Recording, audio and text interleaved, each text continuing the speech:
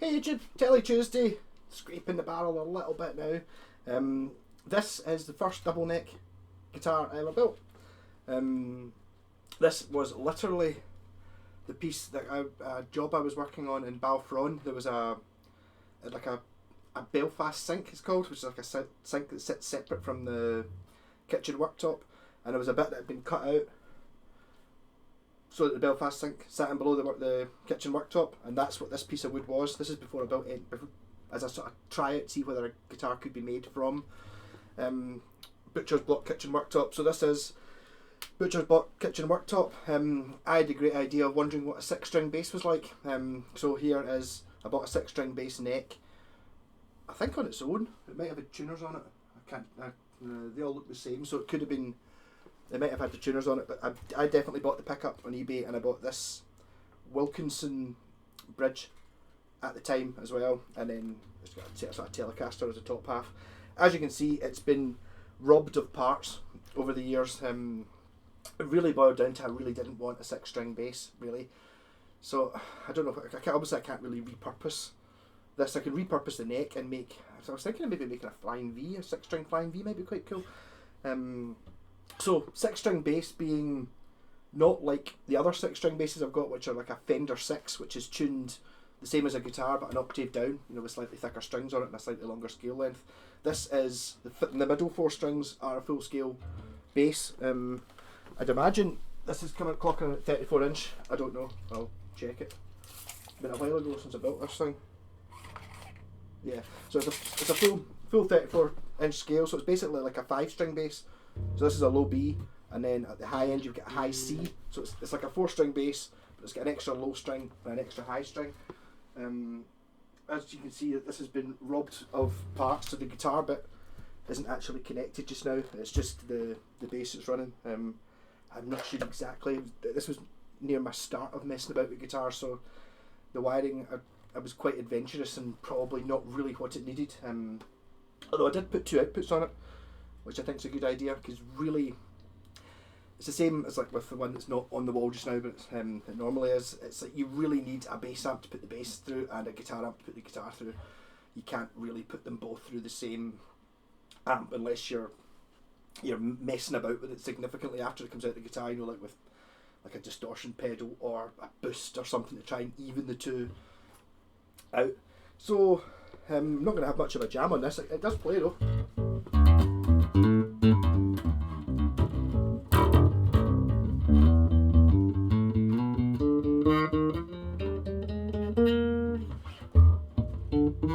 The action's really high on it.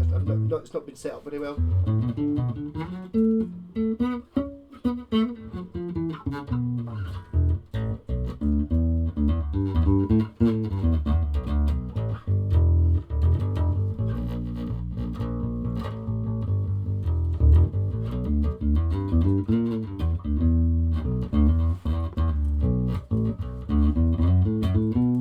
So I drew round my Schecter Tele to make the body for this. I was never happy with this bit here.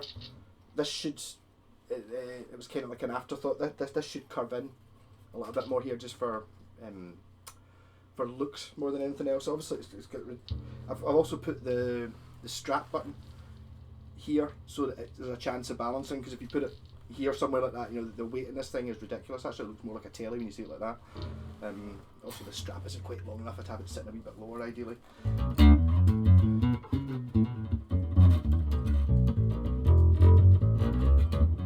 But I do find it, the necks actually feels kind of similar to the 8-string Jackson guitar in the way that it's really, really, really, really wide, but it's much easier. I'm not really struggling with this very much. I think it's just because on a 5-string I can quite easily just ignore the low B and then use it when you need it, and on this one you can just ignore the low B and you can ignore the high C, apart from when you're doing something that involves it.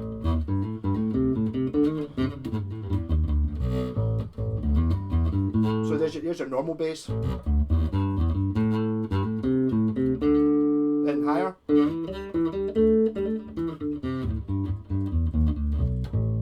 Then lower.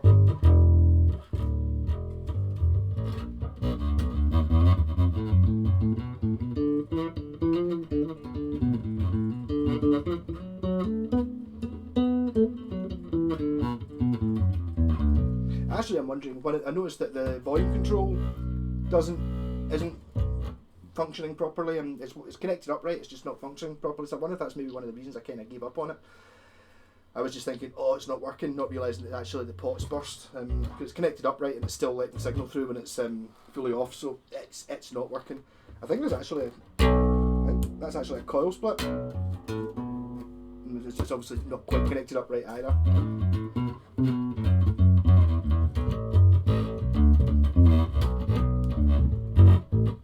So I'm thinking my original wiring would have been, I think the three-way switch probably chooses, you know, the neck pick at the humbucker that's not there, and the bridge pickup for the guitar. The silver, there's an idea I quite liked as well. It's got like a silver knob, which is a volume for the silver bridge, and a black knob, which is a volume for the black bridge. And I believe that was a coil split, which I think coil split this pickup and it coil split the humbucker as well. I'm not sure exactly what to do after that. Well, the earth's connected to this one anyway. This is one of the wee Artec boost active preamp things, so it's like a 4-position rotary. So you get like different levels of distortion, which was obviously I was meant to connect up for the guitar. I think, to be honest, at that point I was kind of trying to reduce the weight of it a little bit as well. I mean, this is getting heavy and I've only been holding it for 6 minutes. My kitchen worktop's not light stuff. What about take the back? Ooh, yeah. So I've clearly hollowed out this bit here, as it's far bigger than it needs to be for the wee Artec preamp. You can see it sitting there. There's nothing. There's actually a battery clip for it there as well. I think that was me sort of trying to get rid of as much wood as possible to try and make it a bit lighter. I think it was onto a wee bit of a no chance there. See, this is the bit here I'm not that happy about. I feel that should have been some sort of curve. It does sort of work though. And then it's obviously it's a massive spaghetti in here with multi cables and stuff. It was all line disconnected. I just connected up the bass pickup to the volume control to the output jack just 5 minutes ago, just to make it work, so I could sort of play it a bit in a video, but it's not really a demonstration of it. I'm kind of wondering if I can I might be mess about with it, see if I can get the action a bit lower in the bass, and then maybe I've got lots of humbuckers lying about, so it wouldn't be difficult to put another humbucker in it. And that's really all it kind of needs to function again. It just boils down to what use is there for me having a 6-string bass and 6-string tele. Really, I think the way I was looking at it, I was going to build myself a 6-string bass. This is back in the days when I used to build guitars that I couldn't afford, basically. So it was obviously cheaper to buy a 6-string neck, and then the 2 parts you're probably talking about, I don't know, 60, 70 quid or something all in for the bridge to pick up and then just make a body. And I thought, well, why not make it so it's got a guitar on it as well? So I think maybe it's worthwhile sort of making it work. It's either to just abandon it fully and then use the neck and the pickup and the bridge to make a 6-string bass of an interesting shape, or do I stick a humbucker in it and then try and make it work? It's just, it comes out of the problem, I don't really know. And then I suppose I would try and sell it maybe, but I don't think anyone would buy it, because who else? If I don't, you know, if you're mad like me and you decide to get a double neck guitar, it's a good idea. Who wants one that's a 6-string bass and a tele? I don't think there's really anybody really. Maybe I'm wrong. I mean, the bass actually sounds pretty good. Something to do with maybe body mass counts into it.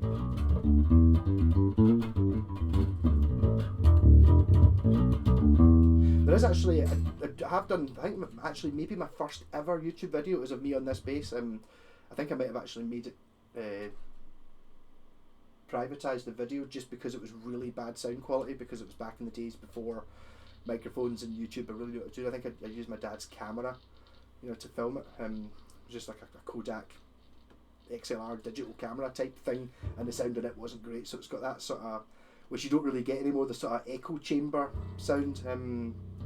I also did a video of me playing in the Land of Grey and Pink in this, where I seem to remember I was playing the chords. That song kind of goes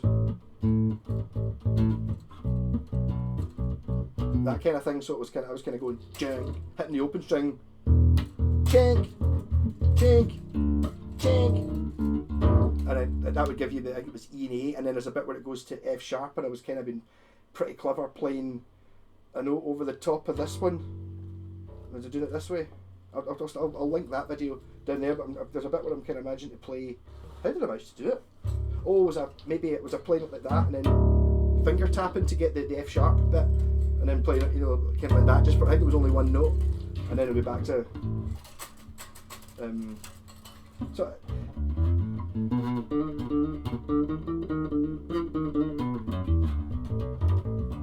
I might just try and make this work a bit better for this isn't really much of a demo video. I might replace this video if I can get it to work a little bit better, maybe get some sort of jam going.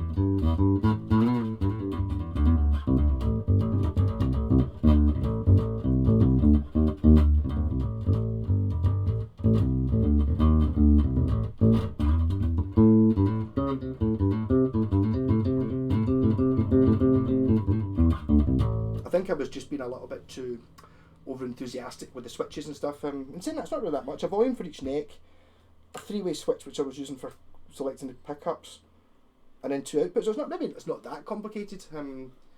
Maybe having the preamp thing in it wasn't the best idea. But I suppose I've got to put something in this position so that there's not just a hole.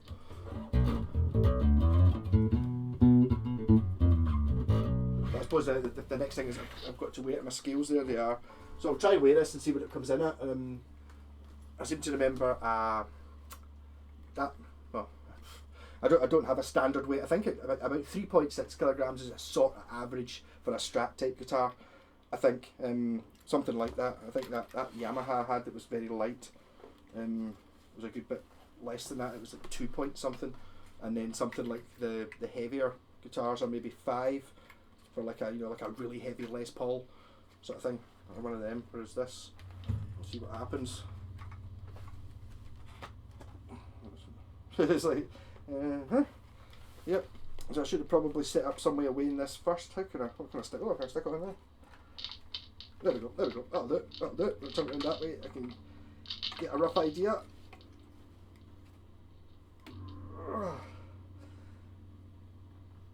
6.7. So it's 6.7 kilograms. So it's probably just too heavy, really, for any purposeful use of it. So fun. But to be fair, I mean, something like the neck. If you look at the neck of this bass, I mean that neck itself probably weighs the same as a normal guitar. Never mind, and obviously the bridge is a little bit more heavier than what you would expect on a guitar. So actually, playing position wise, actually pretty good. I might be pure shit playing this. This may be a little bit. It feels like I'm playing a mandolin or something, just because it's so high and so short compared to the absolute monster which is this bass neck.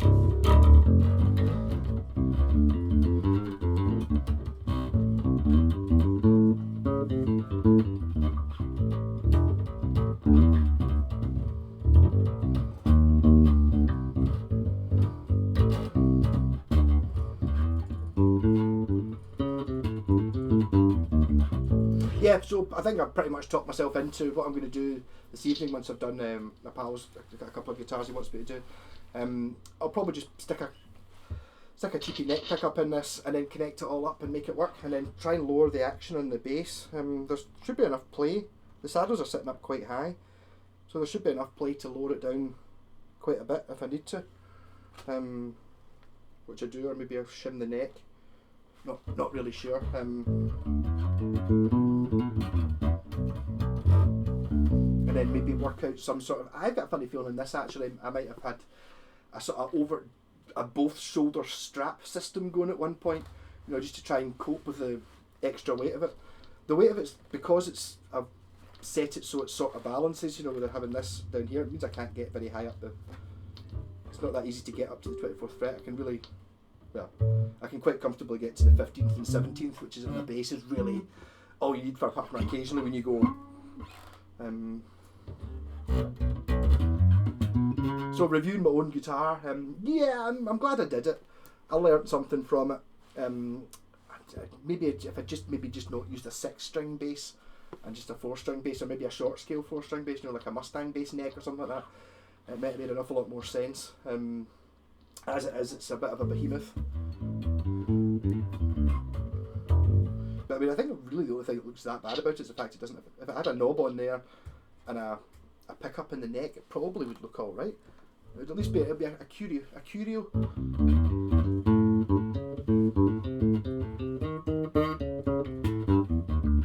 And I suppose actually the band I'm in Cranking House just now, I could actually technically use this if I made this work. I could swap with the problem with having like a double neck bass and guitar is, in a band situation, as soon as you stop playing the bass, somebody else has to play the bass to make up for it. So it's not really that much use. So when you see folk like Rush do it and stuff, Geddy Lee plays bass pedals with his feet, or you could maybe swap over if your keyboard player could do the bass or something like that. Whereas Nick, the bass player in Cranking House, can play the guitar as well. So if I gave him one of the double necks and I had kept the other double neck, then we could swap over. I don't really know what the big advantage would be to doing that, but it would be doable.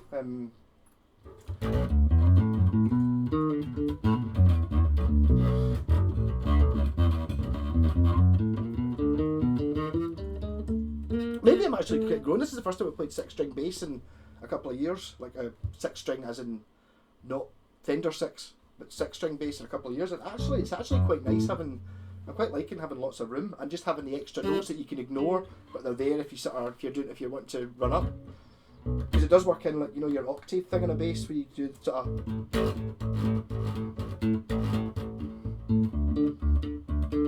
Well, that works with all the strings. Like there's using the high one and the low one.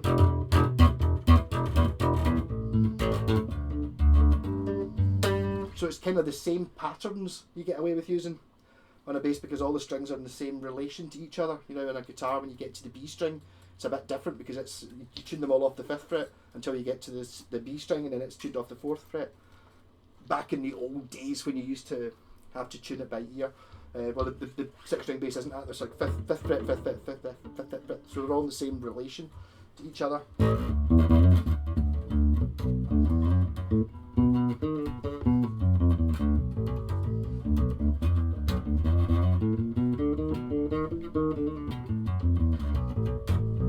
Yeah, so I think I've kind of talked myself into it. At some point in Cranking House, I'm going to take in the two double necks, even if it's just for a laugh. And for one of the songs, I'll get Nick to play a solo, so I can go. I'll go from the guitar onto the bass, and he can play a solo, and then we'll maybe do a dueling. Well, I suppose you could just a dueling solo, as long as only one of you playing at a time. So I could be playing the bass while he's playing a solo, and then we swap back over, and then I'm playing a solo, and he's back onto the bass. That'd be an interesting idea.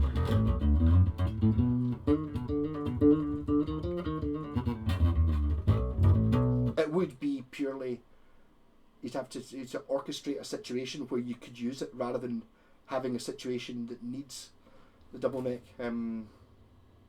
That's not in relation to just this. That's just the whole concept of having a bass and a guitar as the same thing. You need somebody else to have one, or a specific situation where the keyboard player is now playing a mono synth bass line or something like that, which means that there's no point in you playing the bass as well, so then you can now play guitar on the top. It might be the sort of thing I can imagine being fun if you had like a 3-piece apart from without, so you'd like a keyboard player, a drummer, and somebody with this, so you could kind of switch in a little bit out with the keyboard or the organ player. You could probably fit it in a little bit more, and then you can maybe have like a slap bass solo because the keyboard player can't really play slap bass. Not that I can play slap bass, of course.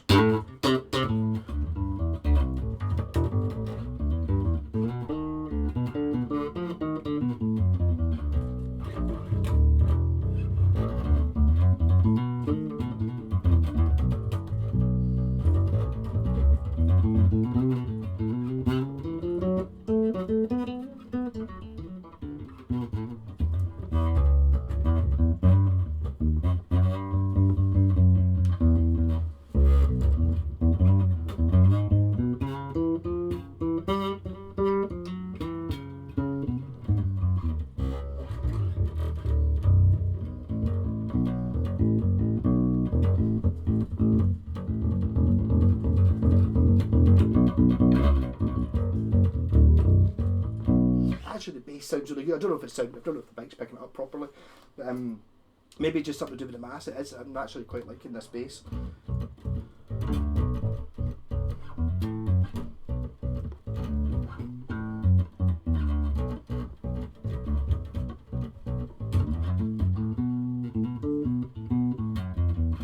Maybe take the strings off and boil them, make it work again. New strings. I need to buy more strings, make it work. So there we go. Mad Malko. Did I write a serial number on it? I did not. So, not the first guitar I ever made from scratch. When I say from scratch, I didn't make the necks. That's next week's Tele Tuesday, which is the Malko caster, which is the first guitar I ever built, which was a sort of joke to see if it worked, and it couldn't believe at the end of it did actually work. And then at the end, the last of Tele Tuesdays will be the best one, my Schecter, which is worth quite a lot of money, like an American thing. But I might be able to squeeze. I've got one sitting through there that's going to get converted into a Buckfaster caster, so I might be able to squeeze another 3 weeks out of Tele Tuesday before I have to do something else. My pal was saying I should put my Godin in, and I'm not sure. To me, that's not a Tele. There's an argument points of it. I mean, the argument point with this is this has to be a Tele because I drew around a Tele to make it. So I don't know. But I wouldn't have said my Godin was a Tele. It's more Les Pauly looking. I think, even though I think it's Fender scale, it's got P90s and P90s and Fender scale, and it's maybe not. Maybe it is a Tele. I might do a video for it anyway, just at the end once I've done the Schecter. There's one that probably isn't a Tele, but somebody told me it could have been, and then just arguing that maybe it sort of is, I don't know. And 22 minutes and I didn't play anything. Rock and roll.